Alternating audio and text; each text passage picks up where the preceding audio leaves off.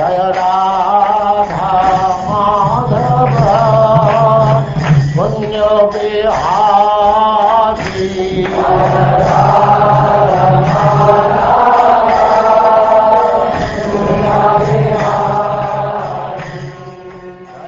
And now chapter 62, the meeting of Usha and Aniruddha.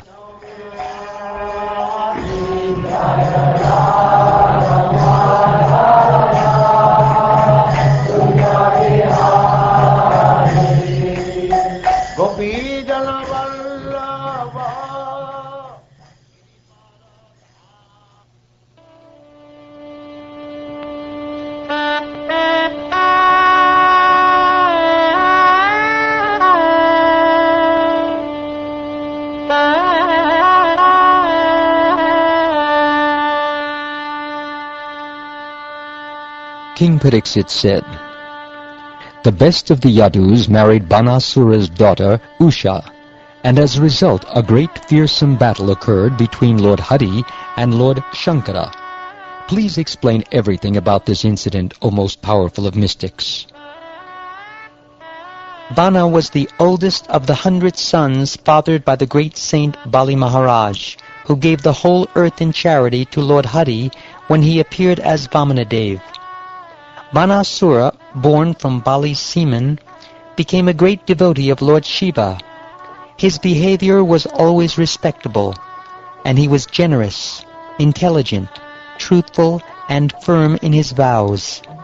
The beautiful city of Shonitapur was under his dominion. Because Lord Shiva had favored him, the very demigods waited on Banasura like menial servants. Once, when Shiva was dancing his Tandava Nritya, Bana especially satisfied the Lord by playing a musical accompaniment with his 1,000 arms. The Lord and Master of all created beings, the compassionate refuge of his devotees, gladdened Banasura by offering him the benediction of his choice. Bana chose to have him, Lord Shiva, as the guardian of his city. Banasura was intoxicated with his strength. One day, when Lord Shiva was standing beside him, Banasura touched the Lord's lotus feet with his helmet, which shone like the sun, and spoke to him as follows. He said, "O Lord Mahadev, I bow down to you, the spiritual master and controller of the worlds. You are like the heavenly tree that fulfills the desires of those whose desires are unfulfilled. These 1,000 arms you bestowed upon me have become merely a heavy burden. Besides you, I find no one in the 3 worlds worthy to fight. Eager to fight with the elephants who rule the directions, O primeval Lord, I went forth, pulverizing mountains with my arms, which were itching for battle. But even those great elephants fled in fear."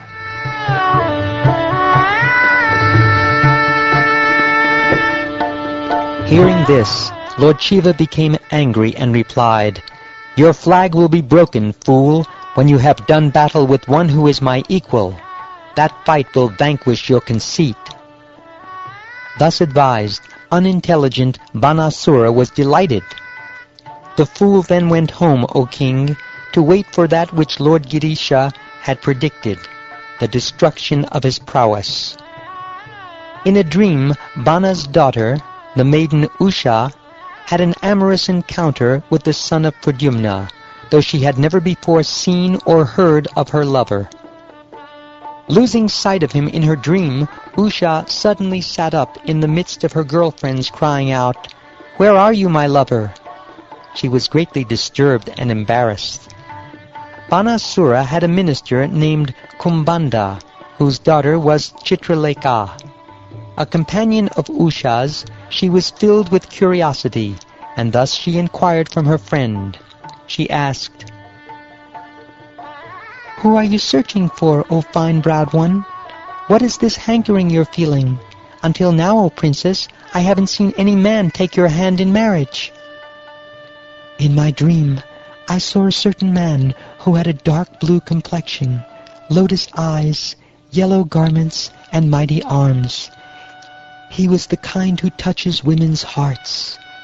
It is that lover I search for. After making me drink the honey of his lips, he has gone elsewhere, and thus he has thrown me, hankering fervently for him, into the ocean of distress. I will remove your distress. If he is to be found anywhere in the 3 worlds, I will bring this future husband of yours who has stolen your heart. Please show me who he is." Saying this, Chitralekha proceeded to draw accurate pictures of various demigods, Gandharvas, Siddhas, Charanas, Panagas, Daityas, Vidyadharas, Yakshas, and humans. O king, among the humans, Chitralekha drew pictures of the Vrishnis, including Shurasena, Anakadundubi, Balaram, and Krishna. When Usha saw the picture of Pradyumna, she became bashful, and when she saw Aniruddha's picture, she bent her head down in embarrassment. Smiling, she exclaimed, "He's the one. It's him." Chitralekha, endowed with mystic powers, recognized him as Krishna's grandson, Aniruddha. My dear king, she then traveled by the mystic skyway to Dwarka, the city under Lord Krishna's protection. There she found Pradyumna's son, Aniruddha, sleeping upon a fine bed. With her yogic power, she took him away to Shonitapur, where she presented her girlfriend, Usha, with her beloved. When Usha beheld him, the most beautiful of men, her face lit up with joy. She took the son of Pradyumna to her private quarters, which men were forbidden even to see, and there enjoyed with him. Usha worshipped Aniruddha with faithful service, offering him priceless garments, along with garlands, fragrances, incense, lamps, sitting places, and so on. She also offered him beverages, all types of food, and sweet words.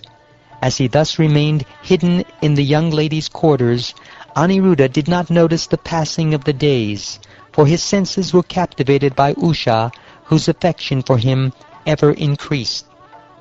The female guards eventually noticed unmistakable symptoms of romantic involvement in Usha, who, having broken her maiden vow, was being enjoyed by the Yadu hero, and showing signs of conjugal happiness. The guards went to Banasura and told him, "O king, we have detected in your daughter the kind of improper behavior that spoils the reputation of a young girl's family. We have been carefully watching over her, never leaving our posts, O master, so we cannot understand how this maiden, whom no man can even see, has been corrupted within the palace." Very agitated to hear of his daughter's corruption, Banasura rushed at once to the maiden's quarters.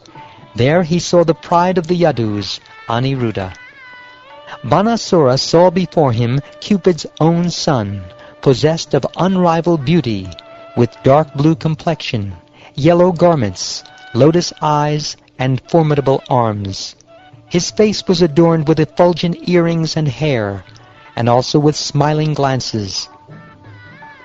As he sat opposite his most auspicious lover, playing with her at dice, there hung between his arms a garland of spring jasmines that had been smeared with kumkum powder from her breasts when he had embraced her. Banasura was astonished to see all this. Seeing Banasura enter with many armed guards, Aniruddha raised his iron club and stood resolute, ready to strike anyone who attacked him. He resembled death personified, holding his rod of punishment. As the guards converged on him from all sides, trying to capture him, Aniruddha struck them just as the leader of a pack of boars strikes back at dogs. Hit by his blows, the guards fled the palace, running for their lives with shattered heads, thighs, and arms. But even as Aniruddha was striking down the army of Bana, that powerful son of Bali angrily caught him with the mystic Nagapasha ropes. When Usha heard of Aniruddha's capture, she was overwhelmed with grief and depression. Her eyes filled with tears, and she wept.